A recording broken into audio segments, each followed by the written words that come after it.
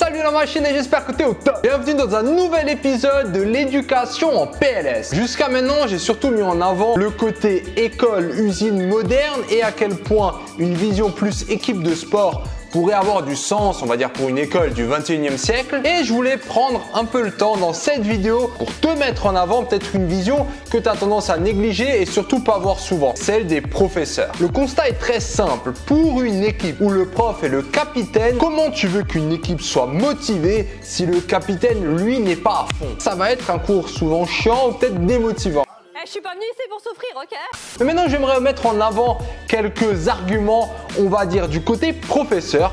Je sais que de manière générale, c'est jamais noir ou blanc. Je suis d'accord qu'il y a des profs complètement toxiques. De toute façon, ceux-là, ils sont reconnus en quelques instants, bizarrement. On va voir ça tranquillement en 5 étapes. Commençons par le premier. Celui-là, je le trouve particulièrement marrant. Quand tu formes un médecin et le médecin, il commence à travailler, il veut faire quoi le médecin? Il veut soigner. Quand les patients vont voir un médecin, ils s'attendent à être soignés, t'es d'accord? Ils vont pas être là, non, je veux pas être soigné. Ça n'a aucun sens. En fait, quand tu es prof, tu fais ton diplôme de prof, t'attends à enseigner. Sauf que dans ce cas-là, ton patient, c'est-à-dire tes étudiants, pour la plupart d'entre eux, ils veulent pas que tu leur enseignes. Je rigole, mais c'est pas du tout marrant parce que c'est juste complètement contre-intuitif. Alors oui, ça c'est le problème actuel, c'est que les étudiants souvent sont vraiment fermés et braqués à l'information que tu es en train de leur donner. Et l'argument du oui, mais le cours a qu'à être plus intéressant, il a quand même ses limites parce que le deuxième point, c'est qu'un prof, il est complètement menotté avec le programme de l'éducation nationale. Et ce programme, il change même régulièrement selon le politicien. Il s'assoit, il pense à une idée, il se dit tiens, je vais mettre ça en place et après tu as un bordel total. En tout cas, souvent c'est ça les réformes. Mais comprends bien que jusqu'à présent, les gars qui prennent les décisions pour les changements de programme, en tout cas les politiciens, ce sont pas des profs. Et je suis peut-être naïf de ce côté-là, mais est-ce que ce serait pas logique de foutre au moins un ex-professeur ou quelqu'un qui a eu affaire avec l'éducation en ministre de l'éducation? Alors je dis pas avec le nouveau ça va plus dans cette direction, mais on reste encore une fois, même si c'est des hautes fonctions de l'éducation, c'est pas un gars qui était sur le terrain. Et je pense que l'expérience du terrain, quand tu es au contact, tu comprends mieux. Bon, ça c'est mon avis, passons. Si on revient un peu sur cette idée de donner envie à l'étudiant de travailler, on peut aussi parler d'un troisième point qui sont les conditions de travail du professeur. Tu captes bien qu'actuellement tout le monde a des iPhones, des téléphones portables, mais si tu regardes un peu le système informatique de l'école, mais le truc c'est la préhistoire. Et attention, on est en France, on n'a pas à se plaindre. Et quand tu vois des fois la galère pour avoir des feutres et des craies,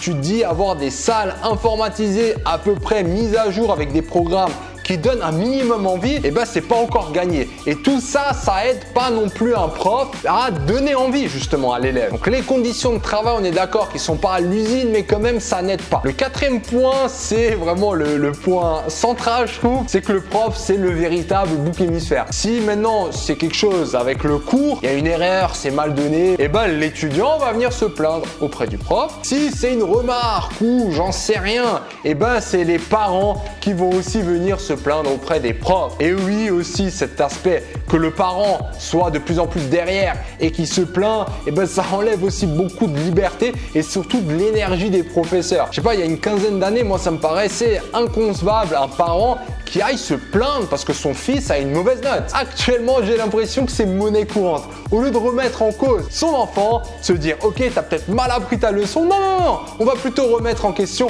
le prof. C'est inadmissible ce qu'il a fait, il a mal enseigné. C'est pas l'étudiant qui a mal compris, c'est le prof qui a mal enseigné. Je sais pas, faut revenir sur terre les gars. Faut vraiment arrêter de surprotéger les gamins. Dans une entreprise, il n'y a pas ta mère qui va venir ah mais attends, mon fils il a bien bossé auprès du patron, t'es viré. Et on arrive au cinquième point, qui est peut-être le point le plus triste, mais c'est l'idée que le prof n'a aucune perspective. Pense un peu à un prof. Il a des étudiants qui sont très résistants à son savoir qu'il essaie de transmettre. Je suis d'accord qu'il est payé pour ça, mais quand même, pour te dire, ça facilite pas la tâche. Il y a peut-être pas forcément les moyens qui l'aident, une hiérarchie qui va pas trop dans son sens. Tout est très lent, les choses ont du mal à bouger. Et lui, quelles sont ses perspectives? Est-ce qu'il est récompensé de temps en temps le prof? Non, un prof, c'est vraiment le gars, il est jamais récompensé. Non seulement il n'est pas récompensé, mais souvent c'est considéré comme un branleur. Franchement, c'est vrai. Tout le monde a cette image que le prof, il travaille 10 heures, il en branle pas une. En plus de ça, avec tout ce qui est manque d'effectifs, bientôt les vacataires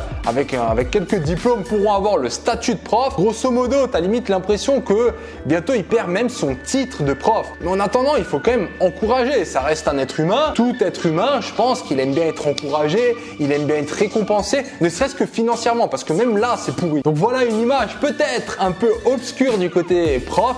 Alors on va pas les mettre en victime, c'est pas non plus ça. Tout le monde souffre en fait de cette éducation complètement en PLS qui nous date du 19e siècle, alors que là, on est en 2017. Et la question que je me pose alors, c'est quel serait un système plus juste ou équitable où on pourrait aussi récompenser les profs? Si tu as des idées, balance ça en commentaire. Sinon, pousse-moi vers le haut, partage cette vidéo auprès de tes potes et qui sait, si tu as des profs, envoie-leur cette vidéo, ça leur fera sûrement plaisir et je te dis à bientôt pour le prochain épisode.